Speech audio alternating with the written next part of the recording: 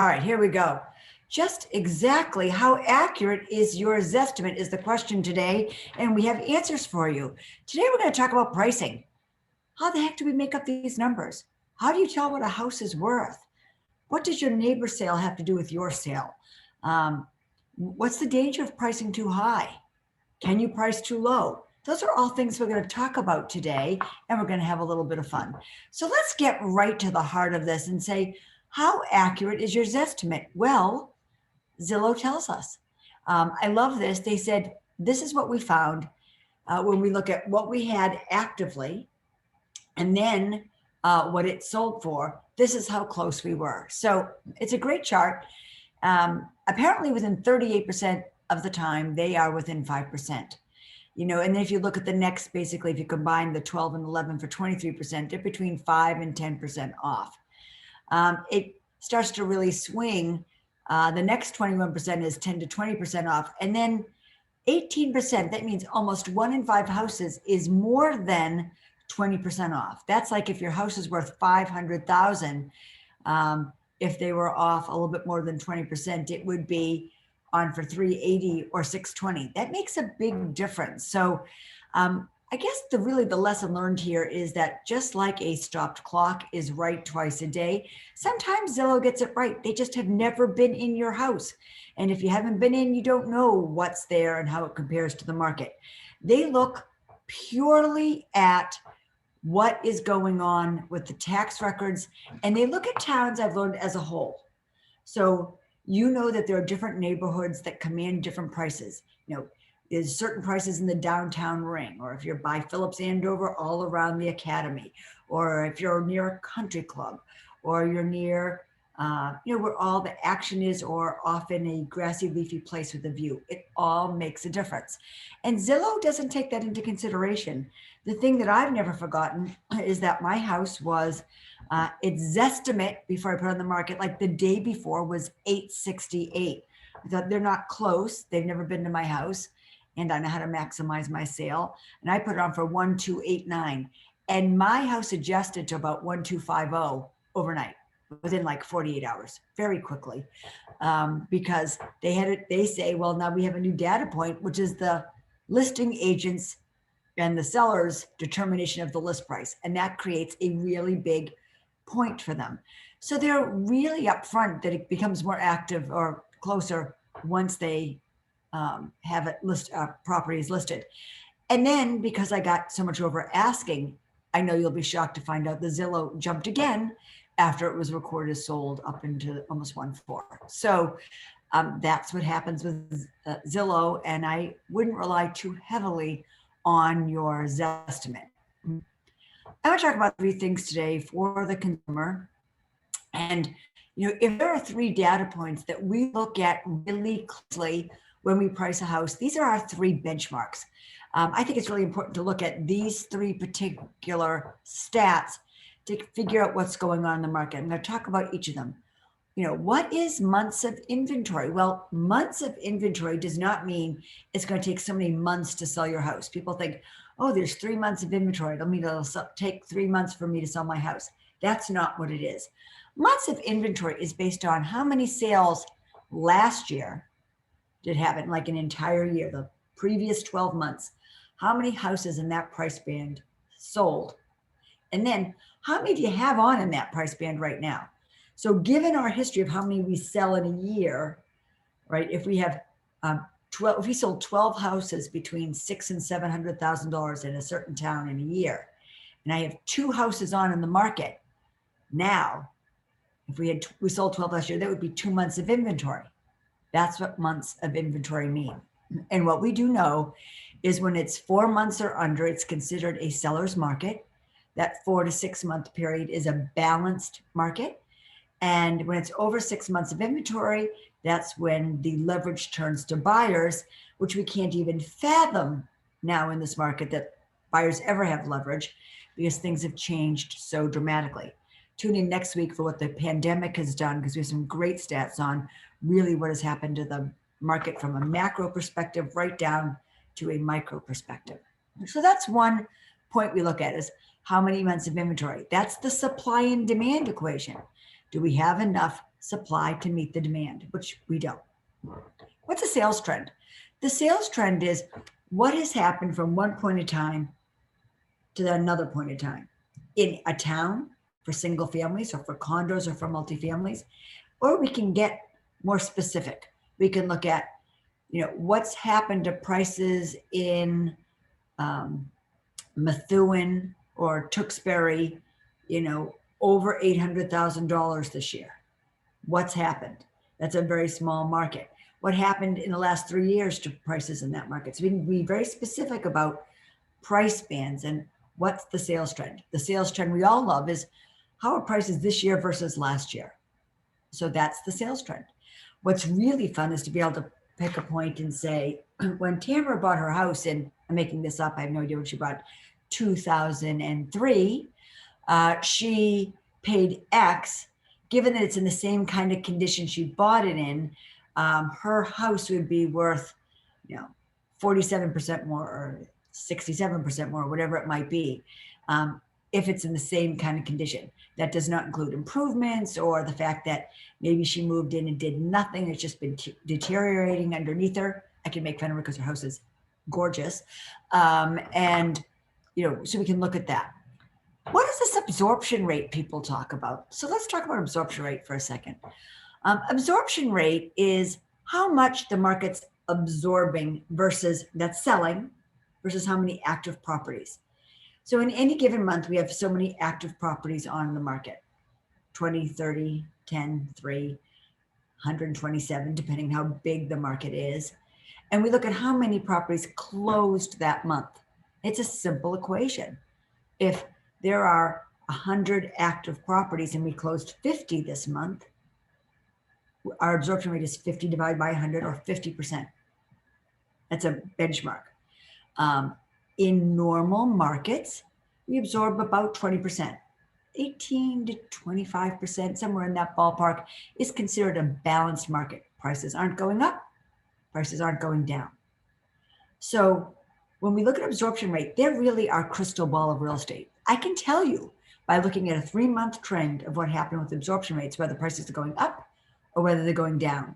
And these are key factors. We're going to be able to tell early on if, in fact, this market's holding. We're going to start to see signs of absorption rates declining, of months of inventory rising, of sale prices starting to adjust. When you do that, you have a great data point on the market.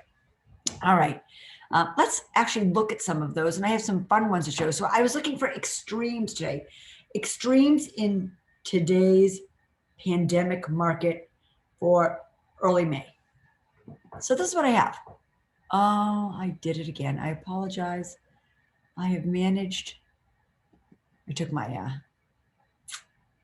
oh, I'm so sorry. Oh, there we go. Oh, good. Can you see it? Are we seeing things? Right. Yep, I'm seeing it now. Thank you. All right, so let's look at Beacon Hill. These are the absorption rates for condos in Beacon Hill. All right, look at last year. Last May, when the pandemic was in full swing, remember it started mid-March. At the end of May, there were 48 active condos in the Beacon Hill market and only 3 closed. Our absorption rate was 6.3%. It's really telling. If you're a seller, and you can see my cursor here, these people in purple are the ones that were successful, and all the people in blue were wishing they were selling. So you can see our absorption rates were all pointing towards a great market for the buyer and that prices would fall. And we actually did see dips in prices for a little bit. And then the second half of the year or the last quarter happened of 2020. So this would be a market, if you look more recently, it looks like Beacon Hill's on the rebound in the last 4 months or 5 months, 19%, 20%, only 10, but 28 and 39 means that looks like a pretty stable market, maybe even on the upswing. If we have another month over 25%, my guess is, not guess, what we know is prices are going up a little bit. That's how it works.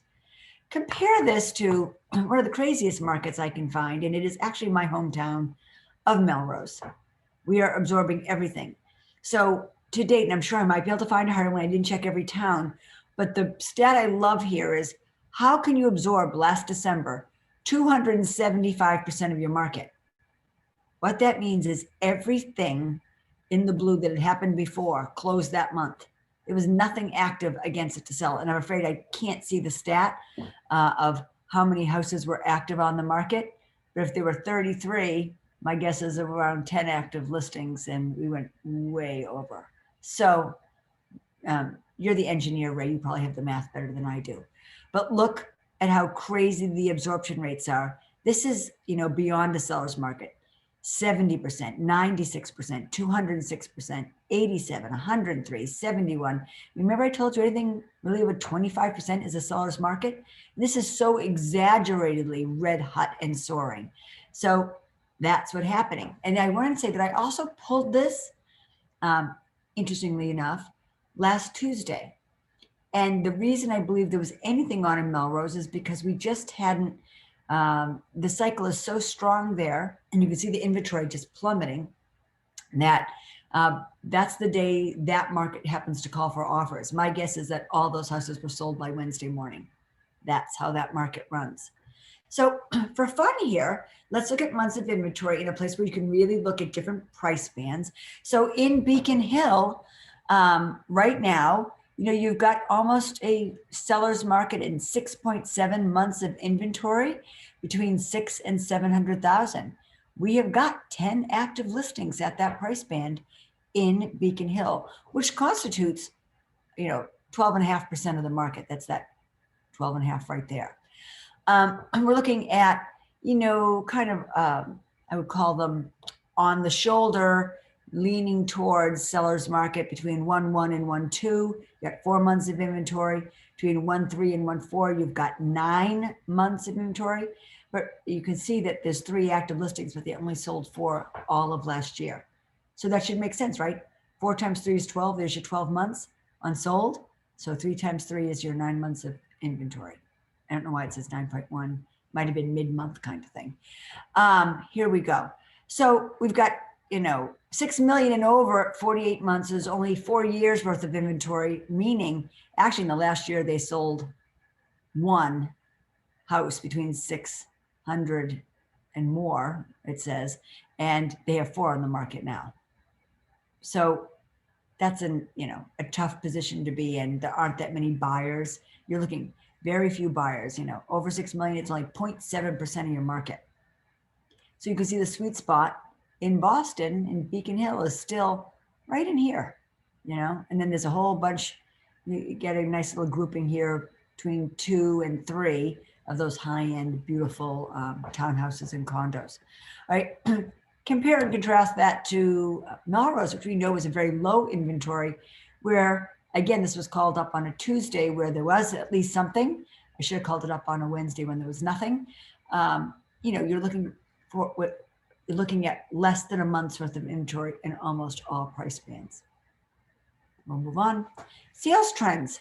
What happened to Beacon Hill? And we just did year over year here. So good news for Beacon Hill. It is up a little bit. Last year at this time, the average sale price was $954. It's up to $980. It's up 2.7%. It's a start. But if you go to Melrose, you're looking at 14%. And that's pretty reflective of all Massachusetts. Essex County's up significantly more. We're looking at 20 to 22% in most communities. And then, that's offset by Boston, which is in the single digits. Somerville, Cambridge, it's just not as red hot. So what is our pricing strategy? How the heck do we get these numbers? So we want to start with, listen, there's no hoodwinking the buyers today when you price your house. They know what they can get. They're very astute. They are on all the websites. They're on Zillow, Redfin, Trulia, Real Scout, agents' websites. They know what their money will buy in this market. And the other thing is, we also seem to have trained the buyers today that they have to pay way over asking. I'm seeing agents hesitant to actually raise the prices commensurate with where they are, thinking if we do, buyers will hesitate to make an offer because they think they have to go so much higher. So there's this weird reverse psychology that's going on with prices now. So it's really important to have an agent that knows the market, right?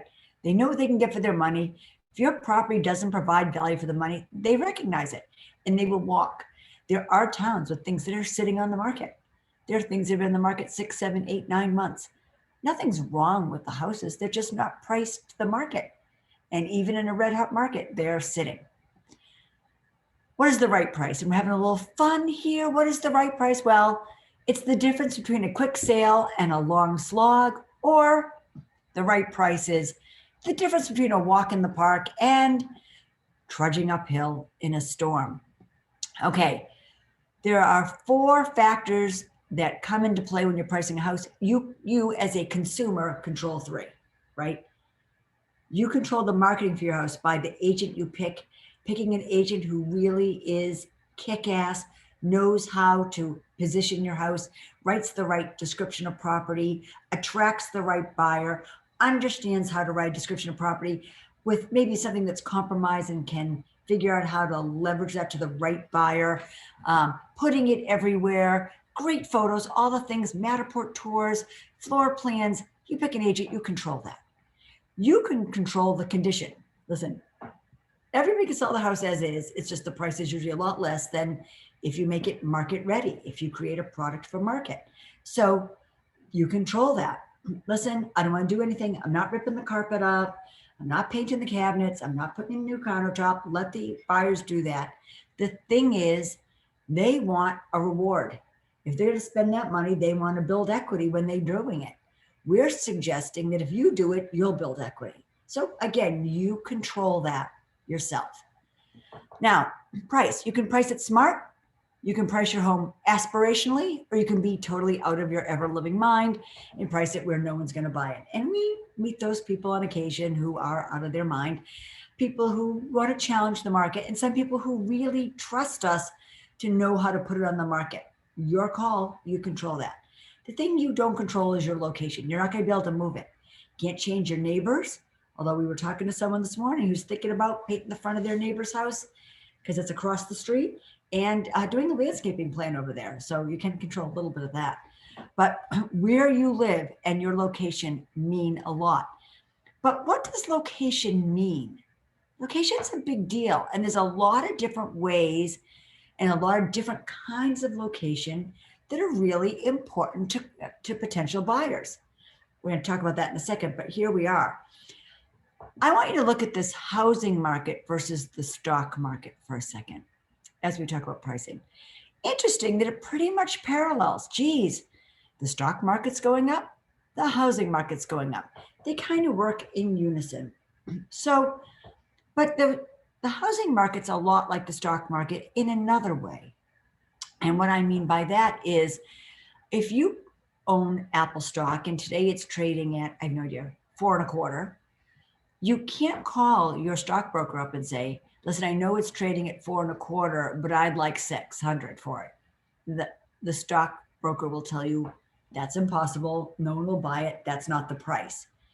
And in a way, I want you to think housing is exactly the same way. Your broker will say, that's the price, right? This is what you can get. This is what you're trading at, given what product you've put on market and what the local conditions and data are telling us.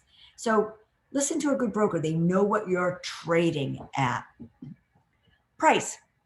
So this chart was really designed because I wanted everyone to look at the traditional bell curve. You all learned about this in math or science at one point. And the cool thing about the bell curve is that we all know the most popular things are in the middle. But I want you to note that the bell curve is really cool for another mathematical reason. Over here in strikeout, you know, the 2, 3, 4%, and over here at the other end, they have the same weight. You have the same chance of getting in terms of price, the low price as you do the high price. When we tell a seller a price range, if we say to them, your house is worth between probably $750 and $8.25, I can tell you now, the only thing the seller hears is $8.25. They don't hear $750. But we need to keep in mind that it's kind of when we say that range, you have as much chance of getting $750 as you do $8.25. depends on how this market, comes out this weekend. It can determine whether it's raining or sunny and everyone's feeling good. What all of a sudden, if three other houses come on in your price band, it can really flatten your price. If there's all of a sudden everything gets sold and you're the only game in town, it can really raise your price. So think of it that way. But I want to talk about, how do you get there? Why do some people strike out? How do some people wind up with a fair market value?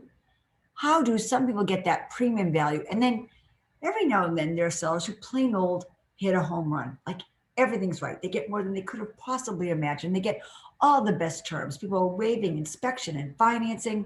It's so cool. How did they do that? Well, I'd like to outline that. So this is how it happens. So a strikeout, and this is general. I mean, I could write books about striking out fair market premium home runs. This is just a tiny glimpse. So you strike out if your initial price is too high for the condition. And then what happens? Buyers agents shun the property because the seller's unrealistic. They say, you don't want to see that now. They're out of their mind.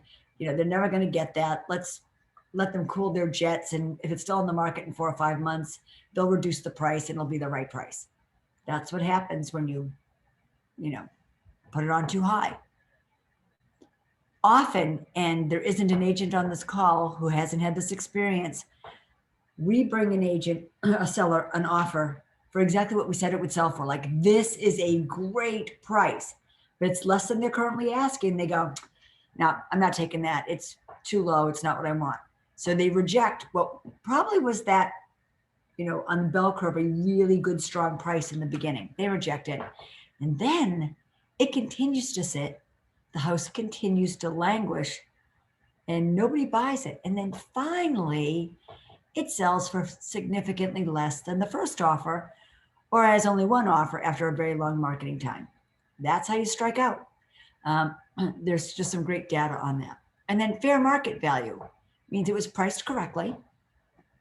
It's usually an average condition, and the kitchen is dated. I use kitchens because that's a bellwether. Today, sadly, buyers look at kitchens. They buy kitchens. If you go ahead and you order the new shaker door fronts and drawer fronts for your kitchen and you put the quartz in, buyers really want that. They want today's Pinterest look. Even, and this is the hard part, if they don't cook. This is not about cooking kitchen, although some of them do. A lot of them just want the look. They want an entertainment space. They envision their cocktail parties and everyone gathered around in the kitchen, as people are wont to do. All right, premium value, which means it's price sharp, probably right here on the curve, right smack in the middle. Has on-trend paint, kitchen, and bath. It's decluttered and it's staged well. They did what we asked them to do. They priced it the way we thought. It's got today's hip neutral colors. The kitchens and baths, are really on trend, as I said. It's all decluttered. It feels good. It's depersonalized. There's no clutter anywhere. And it's staged for a photo shoot. It looks great. And then people really wind up over here. How do people get in this home run? Well, this is our thoughts. Oh, I'm sorry, buyers perceive value and pay top dollar. So the home run is this. The owner and agent have masterfully prepared the home for market. And then they priced the property a tad under market value and drew in as many buyers as possible. And then the sellers do absolutely everything their agent tells them to do. And then they have a pinch of luck. So that's like, aye, sir, I'm going to fix this. I'm hiding the wires. I'm gonna paint, inside my closets, like all the crazy things that some people do just to make it perfect. And the next thing you know, all the right people come along, the market conditions are great, and competitive bidding results in above market price. And we are setting records for square footage, for percent over asking. I mean, we are seeing things not just 7% over or 17% over. We're seeing things 27% over asking, which is, leaves most of our agents just speechless. Okay, key pricing factors. We alluded to location before. Square feet, that's inside and out. How much house do you have? How much outside space do you have? So your square footage of your lot and your interior square footage are a huge factor. You know, when you're comparing, is your house bigger or smaller than that house? Very big deal. More yard, less yard. And it's sometimes it's not how big your yard is. Is it a usable yard? If you live on a cliff, you might own tons of yard, but it's not usable, not worth as much as, you know, something that could be a baseball diamond. Very different. How old is your house? Now, old houses don't necessarily sell for less. Some people love the museum quality of old houses. But if they have all the old museum quality plumbing and electric and baths and kitchens, that's going to be a factor. I will say that people love, you know, mid-century modern in the 50s. They love the craftsmen of the 20s and 30s. Anything that's Victorian, that's turn of the century or before. You know, there's a huge market for that. Sometimes it's hard to sell houses that were built in the 70s, depending on the market. You know, style of house, whether it's, you know, the very popular raised ranch is one of the harder ones. You don't walk in on the main floor. You walk in at like a lower level, have to go up. So there are factors. If you're competing with new construction or renovations, if the houses in your price range have gorgeous kitchens, it's going to affect your price. If you're competing with brand new construction at the same price, let me tell you, they'll buy the new construction and have everything that's all hip and sexy. Kitchens, where I said that's a huge factor. It's the number one thing that buyers look at traditionally. How are your paint colors? You know, you might love your orange bedroom or your lime green dining room or your olive color bedroom, but those aren't in and hip today. It's going to be neutral. It's going to be grays or neutral beige tones. We're selling a lot of gray blue tones. We have lists of colors that work. And by the way, if you paint today but don't sell for 5 years from now, the paint trends will change. Who knows, we could be at wallpaper by then. Staging. We see staging is way more effective than anyone wants to admit. It's kind of counterintuitive. You know, hey, the house comes empty.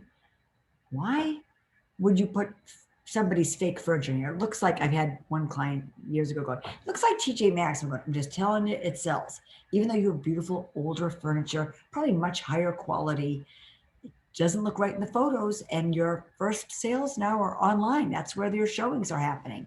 So the staging, the flowers, the things are important, and your bathrooms. So I started to talk about location earlier. Let's dig into that. So this is what location means. How close are you to amenities, and what do people want? Well, they want to be near coffee shops. They want to be near public transportation. They want to be near dog parks. They want to be near yoga studios, right?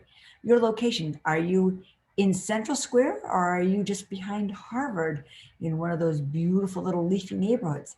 So it's not a matter of just being in Cambridge. It's like, where are you? And that's going to affect your value. Schools, it is the number one determinant of your value. I can just tell you now, you know, it's always so exciting to be in one of the top school districts in the state because your house prices just continue to go up.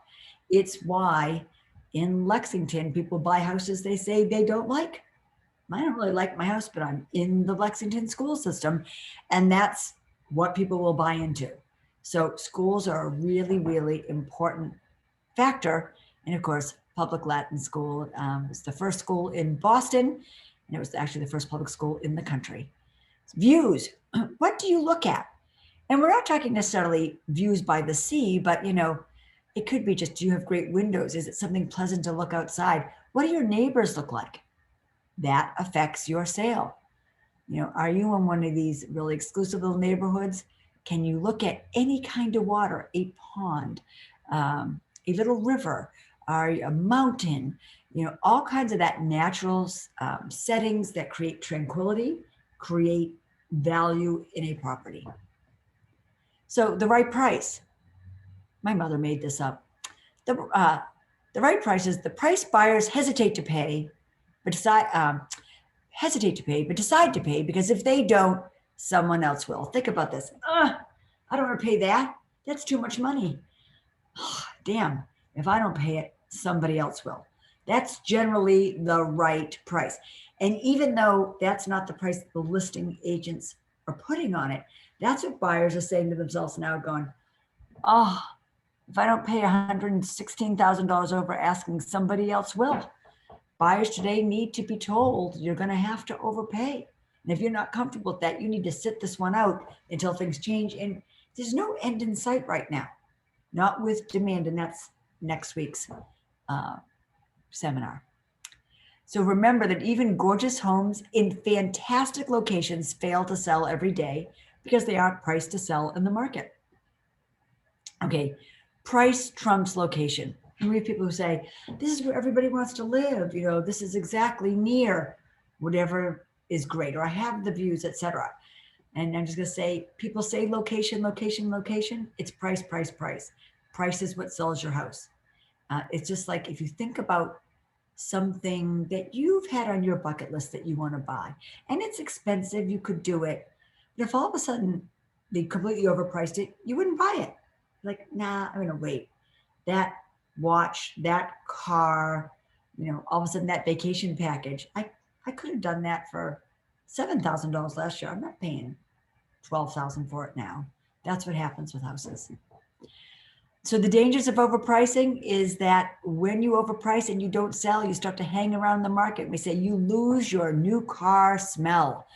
The benchmark is if you haven't sold in the first 21 days, you are now sitting. And unfortunately, buyers walk away thinking something wrong with that house that hasn't sold, when there's nothing wrong with the house, it just wasn't priced right.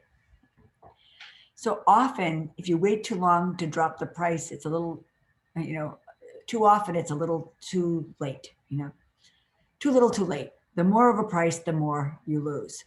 So the psychology of pricing is important. And I'm going to remind all of you, you know, I found out I was speaking, I don't know, in Turkey, and I said, what's this great analogy? And I thought, the Price is Right is a game that they have, like in virtually every country. This game show has been translated because it is integral to how to think about pricing. And how do you win at the Price is Right? You win at the Price is Right when you come in, you guess the number as close to the fair market value, and here's the key, without going over. So if you don't go over, that's the right price. And it's the same when you sell your house. You want to put it in just below the fair market value without going over, right? So according to Zillow, homes that have a price reduction sell for 4% less than those that don't. Overpricing can result in money left on the table that should be in your pocket. Now, how a lot of real estate agents have been told to evaluate property is to look at the sold. Listen, I want you, you know, the bank is going to come in and say, or the bank appraiser, let's find 3 recent sales, and that's how we're going to comp it. And then we're going to look at 3 under agreements that are like yours. And if all those numbers work, we compare each thing. So does it have a garage? Yes, the subject property, and that has a garage. Okay, then they're equal. Does it have a master, owner suite? Yes, it does. They're equal. Oh, this one has a larger footprint, so that is worth more. My subject property is worth less. Oh, that one had a much better kitchen. My subject property has a more dated kitchen, then the subject property is worth less. And they do have this great like Excel spreadsheet almost of comparing each feature, and they come up with numbers. So that works for the banks. And it makes sense that way. But I want to tell you, that's not what buyers do. Buyers don't, internally they do. They have a gut for things. But the way buyers price is against the competition. And so a good agent doesn't price. Oh, did we lose? That just, my phone went off and I lost my presentation. Sorry about that. I don't know why that happened. All right. Are we good? All right. Good. Thank you. So it's all about the competition. Buyers are out there in the market going, what can I get for money? And they're not just looking at one town. They don't look at just Andover or Georgetown or Boxford. They're looking at an area. It could be Andover, North Andover, Georgetown, Boxford. They go throughout Merrimack Valley. They want to know what they can get for their money, unless they have very specific needs for a train or commute. They often are looking at 2, 3, 4, 5 towns. So you have to, a good agent evaluates what's available in the market and compares your house compared to what else they can buy. And you can say, oh, my subject property is a little better than that, so it's worth more. Oh, not quite as good as that. It's not worth that much. And we really think we need to price these houses based on the way buyers are buying them. It's the best thing I can buy at this price in this market. And if you do that, you're going to win. So go and see your competition, see what else is on, but be real. Address the reality of what is really better about that house than yours and why your house might be really better. Why would a buyer prefer your home over other homes in this price range in this market? You have to ask yourself that question. So we're just going to do a couple of myths and one good fact. Ready? Here's a myth. Waiting longer makes a better offer appear. I'm not saying it can't happen. There are people who waited out and sometimes they win, but almost always, universally, your offers just get lower and lower. A quick offer means I underpriced my house. No. Although, do not sell your house in the first 3 hours or the first 24 hours. Let people in. A good agent is going to take the time to get every qualified, serious buyer in the house and then deal with all the offers that come up and then leverage those offers. That's how you win. So just because you sold it in a week doesn't mean you underpriced it. Everyone knows it's on the market and has a chance. More print advertising will bring higher offers. No amount of things in Architectural Digest or the Wall Street Journal or Boston Magazine or the Boston Globe or Herald will sell your house. Everything is online now. It's got to be priced right. So we need wiggle room to negotiate. Some sellers like, if I'm going to sell here, they're come from a frame of mind going, if I want this, I have to ask this, and I'll negotiate down. No, you're not attracting all the buyers that you need to. If you think you're going to go here, price it here. That works. And this is true. Oh, no, I'm sorry, not true. Zillow, Redfin, the internet says it's worth more. We said that doesn't matter. They're just not reliable. And then here's the fact though, waiting for the right buyer to pay top dollar is like waiting to win the lottery. Don't wait it out. Listen to the market. It's telling you something if it's not being sold. So if at first we don't succeed, react fast. Let's adjust the price and attract the right people. The price you select to list your home will determine your outcome. Again, we have all the resources, expertise, and strategies to help you get fair market or premium value. With a pinch of luck, we'll hit a home run. So with that, that is today's seminar. Sorry, we ran a couple of minutes late. I really appreciate you all joining me today. Are there any questions where I can make up some answers? Tamara, you invited 163 people yesterday. Whoa! I hope you had great outcome and success. Anything else from anyone? No? Okay. Well, with that, I thank you for joining me today. Next week is really fun. It's got a lot of data, a lot of stats, what's going on in the market, and how did we get here? So we'll be pulling all that together. Have a good one. Bye-bye.